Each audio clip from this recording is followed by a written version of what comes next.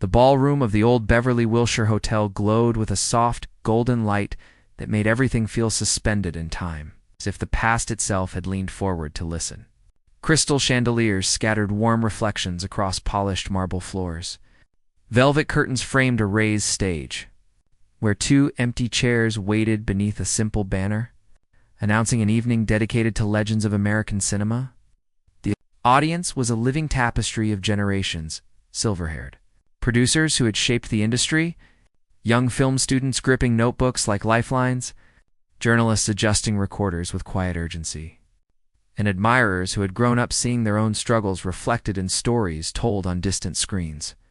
There was a quiet reverence in the air, the kind reserved for men whose names had outlived trends, scandals, and time itself. When Clint Eastwood finally emerged from behind the curtain, the applause did not explode, it rolled. It was deep, steady, and full of weight, like waves striking stone. Clint walked slowly, not with the stiffness of age, but with the deliberate economy of a man who had spent a lifetime learning that power never needed to announce itself. His hair was silver now, his face carved with lines that did not soften him but sharpened him, telling stories of long days under brutal sun, of nights editing films until the world went quiet, of decades spent carrying both applause and criticism on the same shoulders.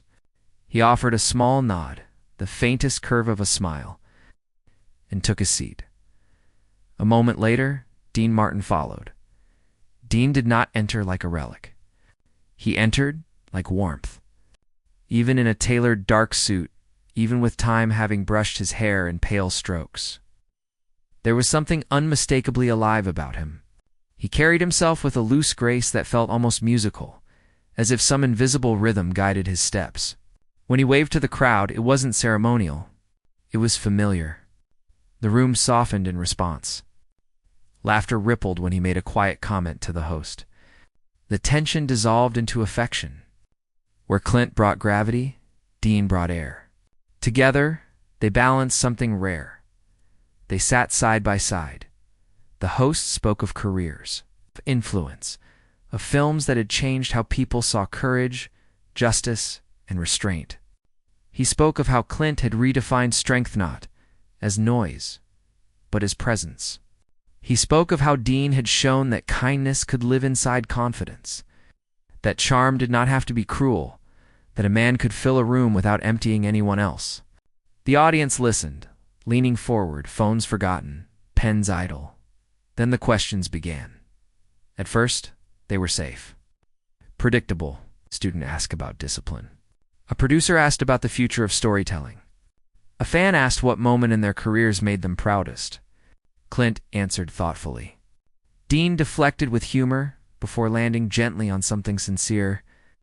The room felt comfortable, cocooned in nostalgia and admiration, until a young man stood.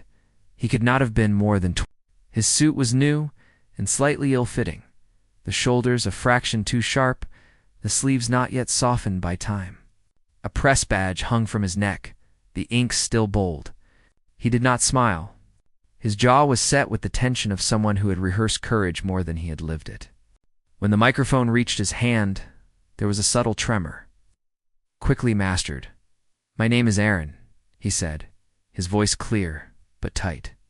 "I'm a freelance journalist." Few polite nods moved through the crowd. Aaron did not sit.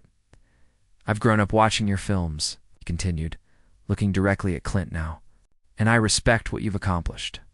But my generation is being told that legends are beyond question, that we're supposed to accept the story as it's given, and I don't believe that." A faint ripple of unease brushed the room. Clint's expression did not change. He simply waited. Aaron took a breath. "Mr. Eastwood, many critics say your films glorify silence, emotional distance, and a kind of solitary masculinity that leaves people behind. They say it teaches men not to speak, not to soften, not to change. Do you believe your legacy has helped people, or taught them how to hide?" The words landed hard. The ballroom shifted. A few heads turned. Someone near the back cleared their throat. The host half rose in his chair, uncertain whether to intervene. This was not the expected tribute night question. This was not a request for advice. This was a challenge. Direct, public, unfiltered. All eyes moved to Clint. He did not bristle. He did not smile. He sat very still, hands folded loosely, gaze lowered for a moment, as if the question had not struck him, but entered him. When he looked back up, the room leaned with him. Legacy, Clint said slowly. His voice, low and even, is a word people use when they're trying to finish someone's sentence for them. A few soft murmurs moved through the audience. I never set out to teach anyone how to live. I tried to tell stories about choices, about consequences, about what happens when you don't run from who you are. Aaron did not sit. But don't you think, he pressed, emboldened now that the way those stories were told helped shape what people thought strength was supposed to look like? That maybe you taught people to carry pain instead of sharing it. The silence that followed was not awkward. It was electric. Clint held the young man's gaze. And for a moment, something flickered across his face that no camera could have manufactured. An old memory. Perhaps a road not taken, a night long buried. Before he could answer, Dean shifted. It was subtle. Just the soft scrape of his chair against the floor. But everyone felt it. Dean leaned forward, resting his forearms on his knees, studying Aaron with a gentleness that disarmed more effectively than any sharp reply could have. Son, Dean said, his voice warm, unhurried. Can I tell you something before my friend answers? The host relaxed back into his seat. The crowd exhaled without realizing it had been holding its breath. Dean smiled, not the showman's smile, but the quiet one. When I was younger, he continued, I thought strong men were the ones who never cracked, never slowed down, never let anyone see the weight, and I tried to be that man. On stage, in studios, in rooms just like this. He glanced around, eyes glimmering with memory. But here's the part people don't put in the biographies, the part they don't print under the photographs. The room leaned closer. I was exhausted, Dean said softly, and lonely, and surrounded. He turned slightly toward Clint then, not interrupting him, but placing himself beside him in something older than friendship shared weather. This man, Dean said, nodding to Clint, never taught anyone to hide. He showed what happens when you carry responsibility long enough that it becomes your voice. That kind of quiet is an emptiness. It's compression. And sometimes, when people see it, they recognize their own. Aaron's grip tightened on the microphone. But doesn't that still risk? Dean lifted a hand. Not to stop him, but to slow the moment. Every story risks something, he said. So does every question. A hush fell, thicker now, richer. Dean looked back to Clint. Go ahead, my friend. Clint drew a slow breath, and when he spoke again, his voice had changed, not louder, not sharper, but deeper, as if it were coming from a place he rarely opened in public. I grew up in a time, Clint said, when men weren't taught language for what hurt them. We were taught work, endurance, responsibility, and when I started making films, that was the vocabulary I had. Not because I thought it was perfect, but because it was honest. Paused. But I didn't make those stories so people could hide inside them, he continued. I made them so people could see what hiding costs. The words moved slowly, deliberately. Every character I played who couldn't speak what he felt paid for it. With distance, with loss, with regret. If someone watched those films and learned to stay silent, then they missed the ending. A quiet wave of realization moved across the room. Aaron did not look defiant now. He looked thoughtful. But you're right about one thing, Clint added. Legends should be questioned. Not because they're wrong, but because the questions keep them human. He met Aaron's eyes. And being human, he said, is the one role I've never been able to outgrow. For a moment, no one applauded. Then someone did. Then another. Then the room rose. But Aaron did not clap. He stood there. Microphone lowered, something working behind his eyes that had not been there when he first stood. And Dean saw it. He always saw it. Come here, Dean said gently. Aaron hesitated, then stepped closer to the stage. An usher moved instinctively, then stopped when Dean shook his head. Dean rose, walked to the edge of the stage. and extended his hand. Aaron took it, and in that simple contact, Chung ambition, meeting seasoned, understanding something in the room shifted from performance into presence. Keep asking questions, Dean said quietly, so only those closest could hear. Just don't forget to listen when the answers surprise you. Aaron nodded once, and somewhere between the chandeliers and the hushed crowd, between the man he had challenged and the one who had stepped in, the young journalist felt something he had not expected when he stood. Not victory, not defeat, perspective. And Clint Eastwood watched him with an expression no review could ever summarize. Not of defense, but of recognition. The applause eventually softened, but the energy it left behind did not fade. It lingered in the ballroom like heat after fire, invisible yet undeniable. Pressing against every wall, every chest, every unspoken thought. People returned to their seats, but they did not return to themselves. Conversations that usually erupted during breaks remained subdued. Voices low, movements careful, as though the room had become something sacred rather than social. The host thanked everyone and suggested a short intermission before the final segment, but few stood. Most remained still, watching Clint Eastwood and Dean Martin, as if something unfinished hovered between them and the young journalist, who had now stepped back into the aisle. No longer the center of attention, yet somehow the axis around which the evening had begun to turn. Clint sat quietly. But inside him, the question had not settled. It moved. It stirred things that had learned long ago how to stay disciplined. How to line up and wait their turn. How to remain silent until called. He had answered with composure, yes. With honesty, but not with everything. Not with the long nights he still sometimes woke from. Not with the early years when he had mistaken survival for strength and control for clarity. The applause had washed over him, but it had not reached those places. And as he stared across the room, watching people rise slowly now, he realized something unsettled him. More than the challenge itself, the young man had not asked out of anger. He had asked out of hunger. Dean noticed before anyone else did. He always did. While others stood and stretched, he remained seated, elbow on the armrest, fingers lightly touching his chin, watching Clint not with concern, but with understanding. He had seen that look before. In dressing rooms after the laughter had drained away, in back hallways after the lights had gone dark, in hotel rooms where success sat heavy instead of sweet. It was the look of a man who had spoken well-end, yet felt unfinished. "You okay, partner?" Dean asked softly. Clint didn't answer right away. He kept his eyes on the far end of the ballroom, where Aaron now stood alone near a column, flipping through a small notebook, pretending to review notes, but glancing up more often than writing. "He didn't come to perform," Clint said at last. "He came to understand." Dean smiled faintly. "That's the dangerous kind." Clint exhaled through his nose, almost a quiet laugh. "I think I owe him more than what I gave." Dean studied him. "You don't owe anyone your wounds," no, Clint said. "But sometimes they help someone else recognize their own." Dean said nothing. He didn't need to. He had always known that some of the most powerful conversations didn't belong on stages. They happened beside vending machines, in hallways, in the quiet after a storm, and as if the thought itself had summoned the moment, Clint rose. He didn't announce it. He didn't look to the host.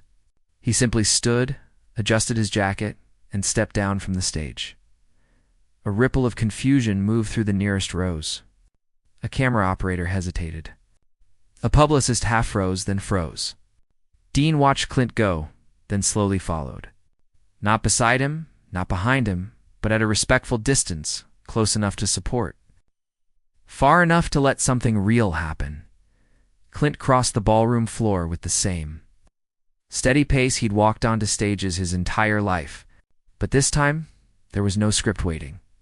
No mark taped on the floor. No applause to guide the moment. Aaron looked up too late. He straightened quickly. Startled, eyes widening as Clint Eastwood stopped in front of him. Close enough now that the myth dissolved into a mantle. Lined, calm, and unexpectedly human. "Mind if I interrupt?" Clint asked. Aaron swallowed. "No, sir." I mean, of course not. Clint glanced at the notebook. You write fast. Aaron managed a thin smile. I'm afraid of missing things, Clint nodded.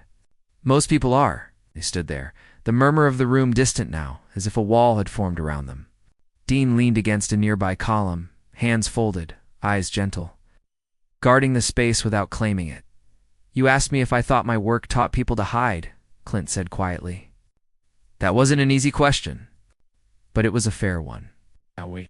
Aaron hesitated. I didn't mean to disrespect you. You didn't, Clint said. And that's why I came over. He paused, choosing his words with the same care he once chose his roles. When I was young, Clint continued, I failed more times than people remember. Studios didn't see a leading man. Directors didn't see range. And at some point, I stopped asking to be seen. I started building something that couldn't be ignored. Aaron listened, completely still. But what I didn't realize, Clint said, was that in building that, I was also building walls. The words landed softly, but they landed deep. There were years when I thought being dependable meant being distant. That being steady meant being sealed. I didn't cry when I should have. I didn't speak when it mattered. Not because I was strong, but because I didn't yet know how to be open without feeling weak. Aaron's throat tightened, and the characters I played, Clint went on, they carried that. Not because I wanted to teach it, but because I hadn't outgrown it. Clint met the young man's eyes. So when you ask if my work helped people or taught them to hide, the real answer is, it did both. And it took me a long time to learn the difference. For a moment, Aaron could not speak. The ballroom, the chandeliers, the evening, all of it seemed to recede, leaving only this. A legend not defending himself, not correcting the record, but opening it. I didn't expect you to say that, Aaron finally whispered. Clint gave a faint nod. Most people don't expect the truth to sound like an admission. Behind them, Dean straightened slightly, sensing the shift. He had seen confessions dressed as jokes, regrets disguised as bravado. But this was something else. This was a door being opened not for an audience, but for a person. Aaron's voice shook.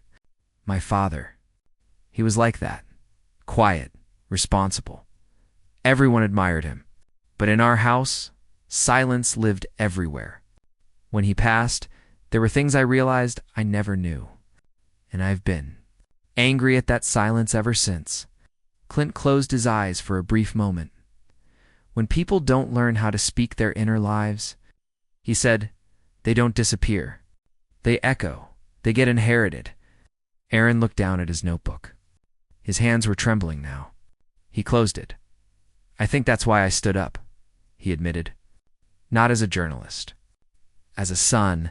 Clint's expression softened. Then you weren't challenging me, he said. You were reaching. Long breath moved through Aaron's chest. Like something heavy finally being set down. Dean stepped forward then. Gently, carefully, placing a hand on Clint's shoulder and another on Aaron's arm, bringing the moment into a quiet triangle.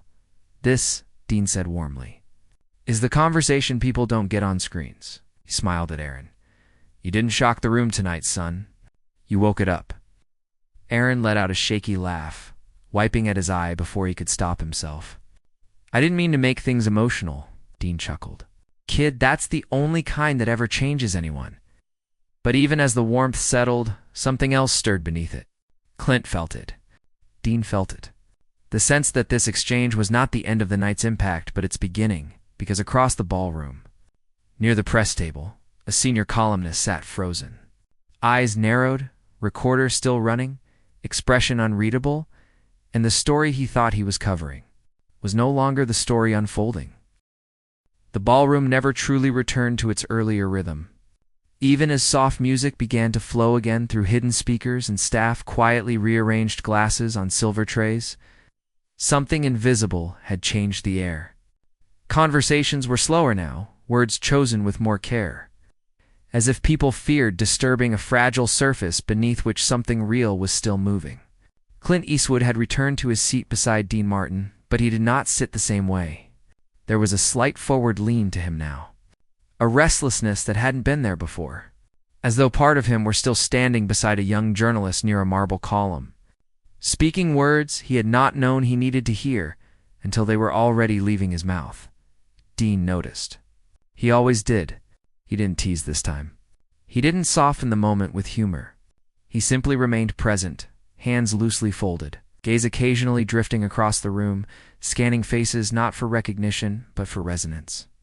He had spent a lifetime understanding rooms, learning when a crowd was merely entertained and when it had been touched. This room had been touched, and touched rooms did not simply applaud and move on. They waited. The host returned to the stage and thanked everyone for their patience, his voice carrying a practiced steadiness that barely concealed curiosity. He announced that the final segment of the evening would open the floor for a broader discussion about storytelling, responsibility, and the evolving role of artists in shaping culture. The words were professional, safe, but the audience heard something else beneath them, an invitation. Microphones were repositioned. A spotlight shifted. A subtle cue was given to a technician at the back, and then something happened that had not been scheduled. A woman stood. She was not young. Her hair was streaked with silver, but her posture was strong, her movements deliberate. She did not wait for an usher. She did not raise her hand. She simply rose from her chair in the third row and spoke into the quiet. "My name is Eleanor Briggs," she said, "and I didn't come here to ask a question. I came here to tell the truth." Stir rippled through the front rows. The host hesitated, then nodded to the sound technician. A microphone was brought forward. Eleanor took it, but she did not look at the stage. She looked at Clint. 34 years ago, she said, "I worked on one of your early productions." Not in front of the camera. Behind it, long days, long nights. Everyone trying to prove they belonged? Clint's brow furrowed faintly. He did not interrupt. "I was young," Eleanor continued. "I had just moved to California. I believed if I worked hard enough, if I stayed quiet enough, I would earn my place." The room grew still. "There was a night," she said, "when everything on set had gone wrong. Equipment issues, tempers, delays, people snapping at each other. I made a mistake. A small one. But it cost time. And the crew turned. Voices rose. And I remember standing there thinking, this is it. This is where it ends." She paused, breath steady, but eyes bright. "And you," she said to Clint, "didn't raise your voice. You didn't blame. You didn't perform strength. You walked over, looked at the equipment, fixed what could be fixed, and then you looked at me and said, 'It's all right. We're still here.'" A faint shift moved through the audience. "I don't know if you remember that moment," Eleanor said. "You probably don't. It was nothing in the scale of your career. But to me, it was the moment I didn't go home. The moment I didn't give up. The moment I learned that quiet didn't always mean cold. Sometimes it meant steady." Clint's lips parted slightly. He said nothing. "I stayed in this industry," Eleanor went on. "I built a career. I mentored people. I found my voice.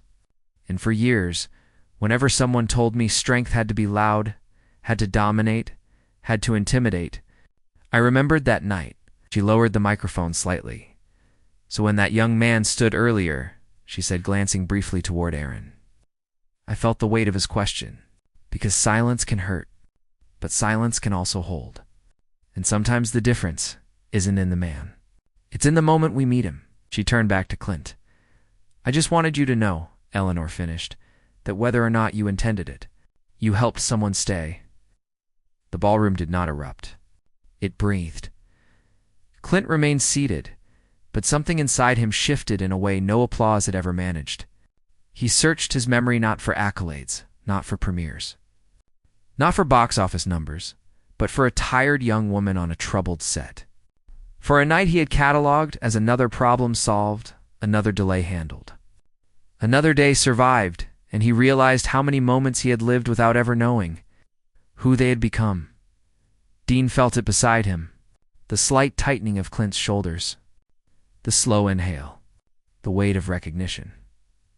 "Eleanor," Clint said finally, his voice lower than before, "I don't remember the mistake."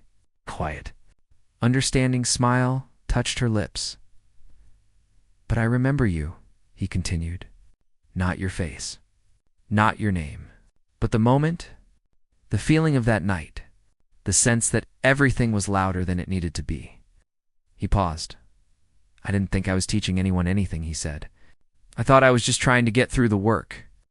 He looked at her then, fully.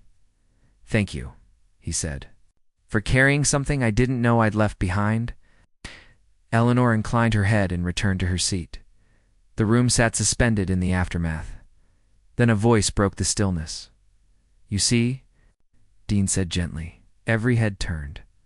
"This is what happens," he continued, "when people stop talking about legacies and start talking about lives." He rose slowly, moving to stand beside Clint, one hand resting lightly on the back of his chair.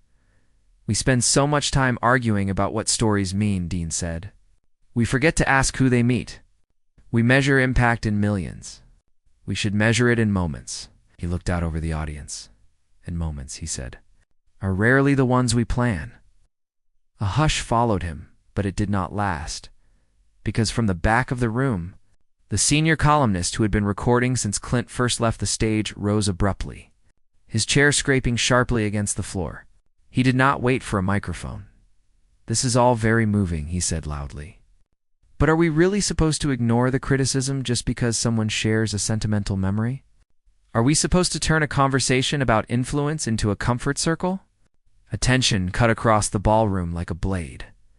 "This industry," the man went on, "is built on narratives. And tonight, the narrative seems to be shifting into something convenient, personal, untouchable." Eyes darted. Whispers stirred.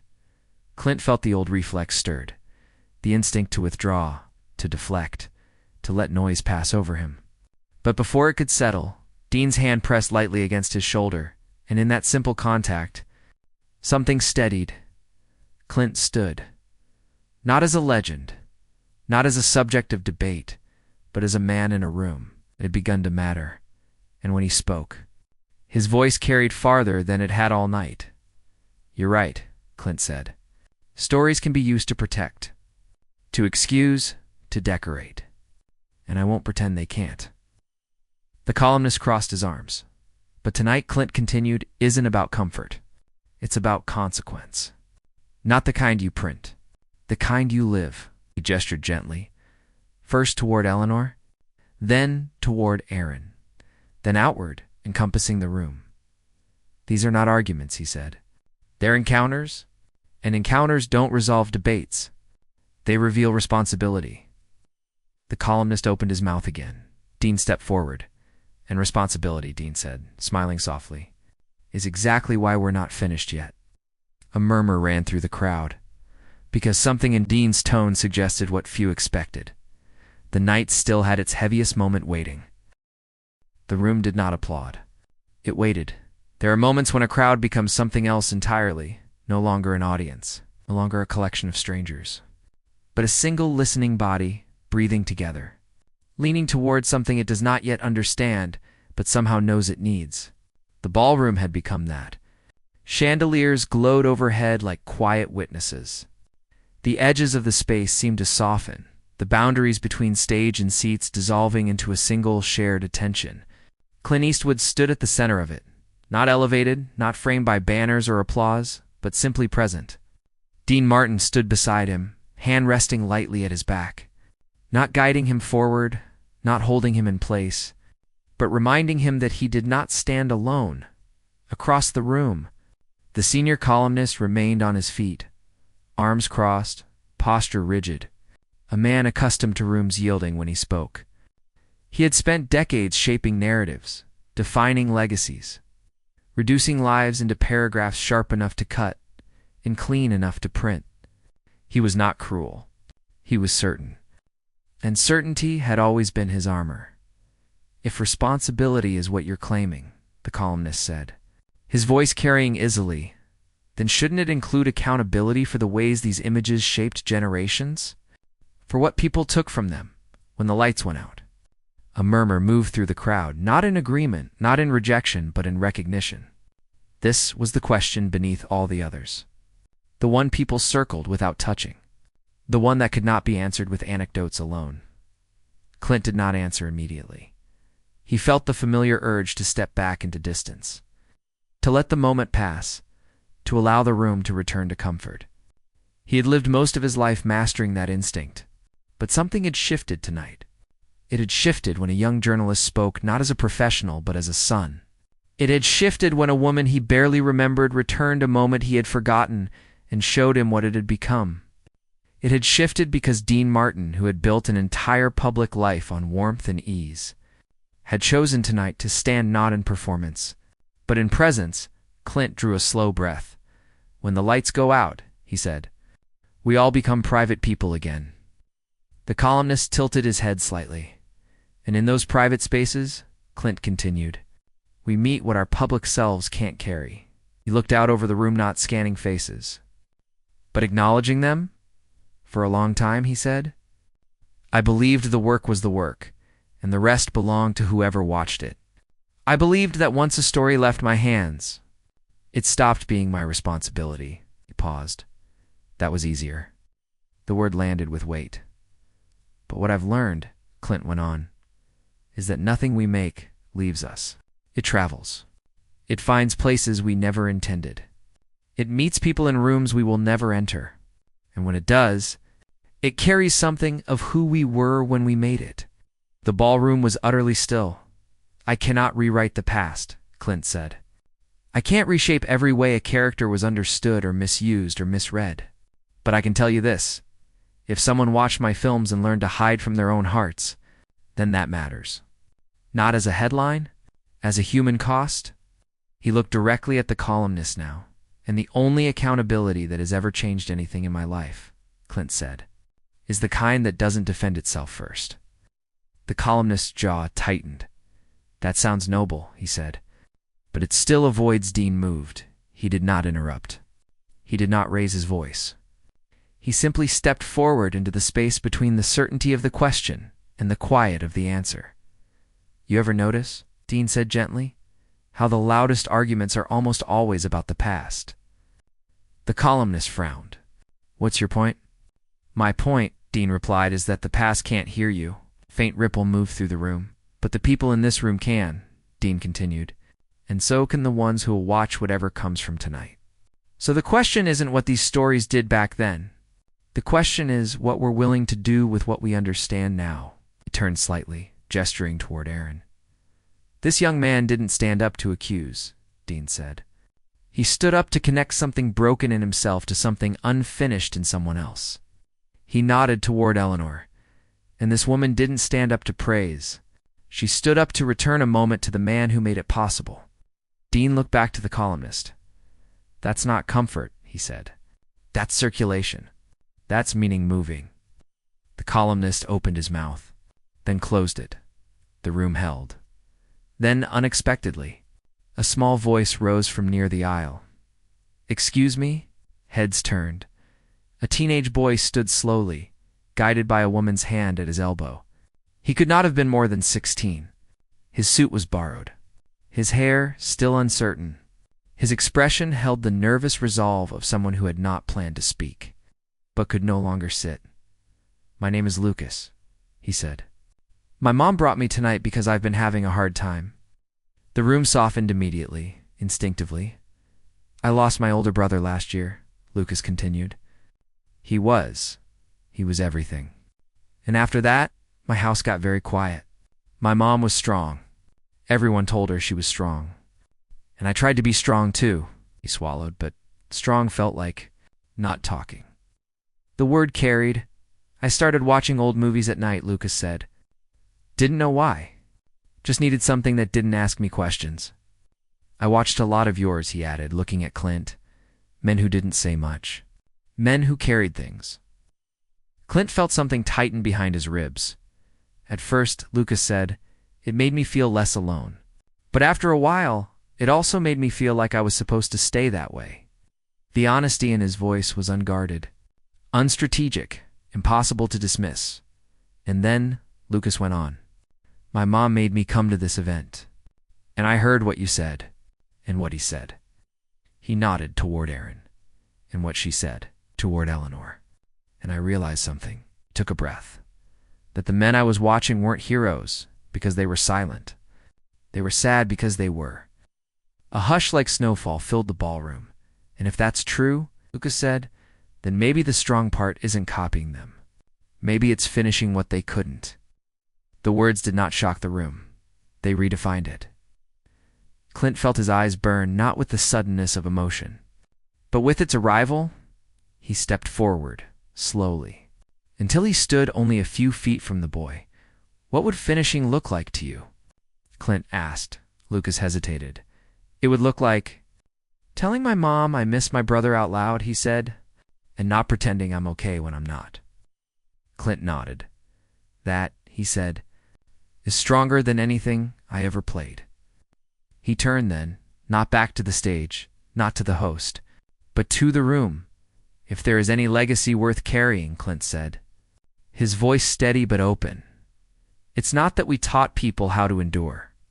It's that we give them permission to speak." He placed a hand over his chest, and tonight, he said, "I've been reminded how much that still matters.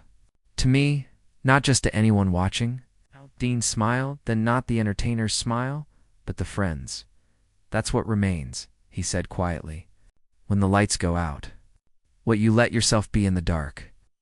The host eventually thanked everyone. The microphones were collected. The chandeliers dimmed. People began to rise, to move, to talk again. But no one left the same way they had entered. Aaron stood near the aisle, notebook closed, speaking softly with Eleanor. The columnist sat down slowly, recorder forgotten in his hand. Lucas hugged his mother openly, without embarrassment, without retreat, and Clint Eastwood remained standing beside Dean Martin, two men whose names had long ago outgrown them, now simply men again. In a room where something human had finally been said, Dean leaned closer. "Funny thing," he murmured. "After all these years, it still comes down to listening." Clint exhaled, a quiet, grateful sound. "Yeah," he said. "And two not leaving when the conversation finally gets real." They walked out together, not toward cameras, not toward applause, but toward a side corridor where the light was softer, and no one expected them to be anything but what they were. Two friends, carrying something forward.